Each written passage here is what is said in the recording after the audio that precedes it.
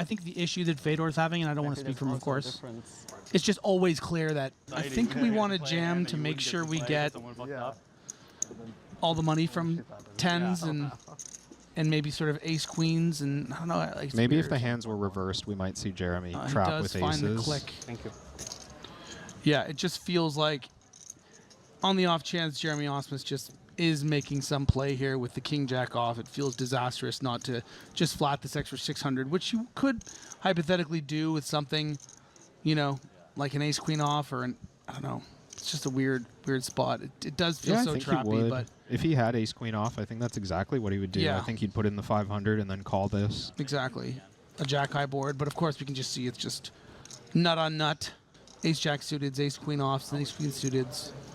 So I do think those weaker pairs, or like the suited broadways, given the chance to limp behind Jeremy's obvious intent to raise, I think they would have just limped behind. At least that's how I would approach the spot in Shilko's position. So when he chooses to raise, he's polar, or at least somewhat polar. But then when he chooses to call the extra 600K, he's on the strength side of the polar. Yeah. Right? The pocket tens and jacks. And you don't necessarily want to give those hands an opportunity to bluff by the river as well, right? Like, that's why we put in this small bet on the flop. You find yourself betting here as well, Kevin? Yeah, I think it's just a range play for Jeremy. He recognizes from his point of view that he's got all the strong hands. Osmus isn't going to have the room to make it 1.1. No, he's going to have to shove or flat trap. Oh, my. And quads on the river for Alexander Shilko.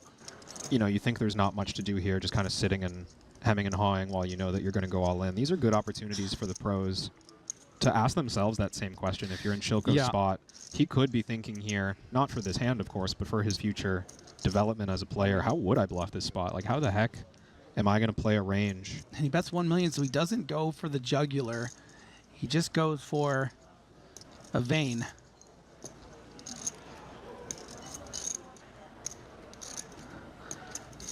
Is prepared to let Jeremy Osmus bleed out in later hands, leave him 4 big blinds. Yeah, and it feels a little cheeky from this side. Let's leave a little extra behind.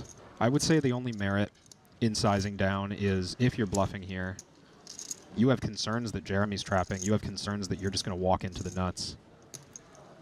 So it might not be a mathematically wise proposition to put in the extra 500,000. Can I just say I saw 19 sizing predictions in the chat on YouTube.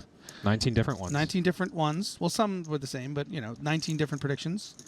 And I just want to give a shout out. Good fold by Jeremy there. Yeah, good fold. I just want to give a shout out to Ice Cold Spear.